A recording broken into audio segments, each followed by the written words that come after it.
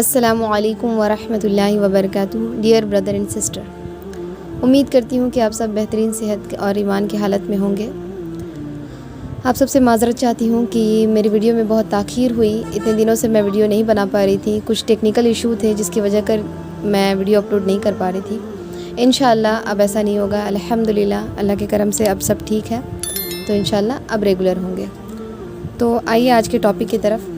ہمیشہ کی طرح میں آپ سب کے سامنے پھر سے ایک نئے ٹاپک کے ساتھ حاضر ہوں۔ آج کا ہمارا ٹاپک ہے کہ حضرت عائشہ رضی اللہ تعالیٰ عنہ کے نکاح پر جو اعتراض ہوتے ہیں، اسی میں سے ایک نقطہ ہم نے یہاں پر لیا ہے۔ تو دیکھیں، سب سے پہلے کہ ان کا یہ اعتراض ہوتا ہے جو کہ ان اعتراض کرنے والوں کا بہت ہی فیوریٹ ٹاپک اور بہت ہی زیادہ ان کو اس پر بات کرنے میں مزہ آتا ہے۔ تو دیکھیں، ان کا کہنا یہ ہوتا ہے کہ 6 سال کی بچی کی کوئی رضامندی نہیں ہوتی۔ یہی ٹاپک ہے آج کا ہمارا، تو ہم اس پر بات کریں گے انشاءاللہ۔ تو سب سے پہلے دیکھیں، ان کا کہنا یہ ہے کہ حضرت عائشہ رضی اللہ تعالیٰ عنہ کا نکاح 6 سال کی عمر میں ہوا تو ان کی رضامندی نہیں تھی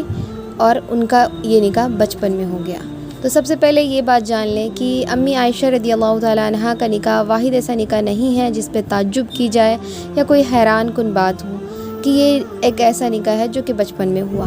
اس کے علاوہ آپ دیکھیں گے کہ اور بھی مذاہب ہیں جس میں ان سے بھی کم عمری پر نکاح ہوا ہے، اور بھی بہت سے مثال ملتے ہیں جن کا کم عمر میں نکاح ہوا ہے۔ تو دیکھیں، جب یہ لوگ یہ جو بات کرتے ہیں کہ یہاں پر کہ 6 سال کی بچی کی رضامندی نہیں ہوتی، یعنی اس کی رضا نہیں ہوتی ہے اور اس کو زبردستی اس کا نکاح کروا دیا جاتا ہے، تو سب سے پہلے تو آپ دیکھیں اس بات کو ایک مثال سے بہت اچھی طرح میں چاہوں گی کہ آپ سمجھ لیں کہ جب ماں باپ اپنی بچیوں کو 4 سال کی عمر میں اسکول میں داخلہ کرواتے ہیں، تب اس بچی کی کون سی رضامندی ہوتی ہے؟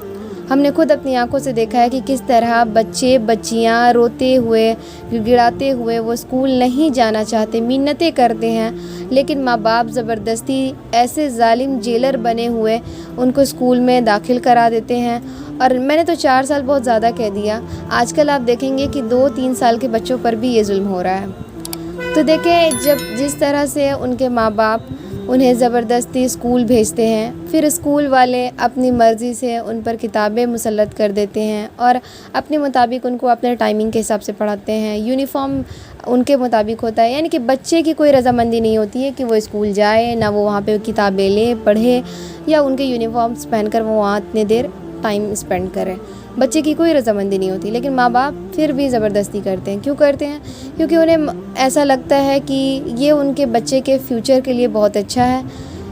تو اس لیے وہ اس کی بھلائی سوچ کر یہ کام کر رہے ہوتے ہیں۔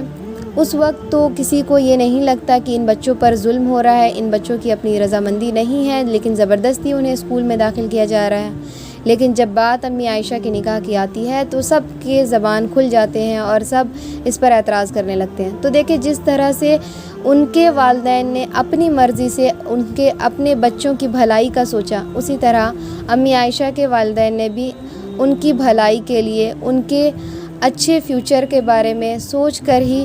نبی کریم صلی اللہ علیہ وسلم کے نکاح میں اپنی بچی کو بطور بیوی پیش کیا۔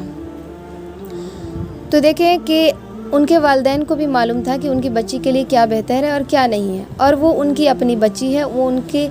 ان کی مرضی ہے وہ ان کے ساتھ کیا کریں، تو آپ لوگوں کو تکلیف کیوں ہوتی ہے؟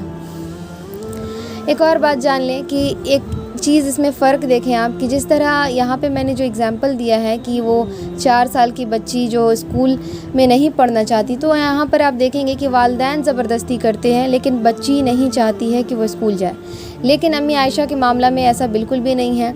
وہ خود راضی تھیں، وہ تو اپنے اس نکاح کو باعث فخر سمجھتی ہیں، اور انہوں نے اپنے اس نکاح کو وفاداری سے پورا کر کے یہ ثبوت بھی دیا کہ وہ کتنی زیادہ اس نکاح سے خوش تھیں اور ان کے لیے یہ کتنا بابرکت نکاح بھی ثابت ہوا۔ اور یہ بات دیکھ لیں کہ اس نکاح کی حکمتوں میں سب سے بڑی حکمت یہ ہے کہ جب نبی کریم صلی اللہ علیہ وسلم دنیا سے رحلت فرما گئے تو امی عائشہ نے دین کا بہت بڑا کام کیا ہے، اپنا بہت بڑا حصہ ڈالا ہے، جو کہ ان کے نکاح کی حکمتوں میں سے ایک بہت بڑی حکمت ہے، جس سے جو نکاح نہ کہ صرف امی عائشہ کے لیے کارآمد ثابت ہوا بلکہ اس پوری امت کے لیے بہت فائدہ مند اور نفع مند ثابت ہوا، جس کی وجہ کر آج ہمیں بہت سی ایسے حدیثیں مل پائی ہیں جو کہ آپ صلی اللہ علیہ وسلم کی گھریلو زندگی سے تعلق رکھتی ہیں۔ تو میں امید کرتی ہوں کہ آپ لوگوں کو اس کا جواب مل گیا ہوگا. انشاءاللہ ہماری پھر ملاقات ہوگی نیکسٹ ویڈیو میں. جزاکم اللہ خیرا کثیرا. السلام علیکم ورحمۃ اللہ وبرکاتہ.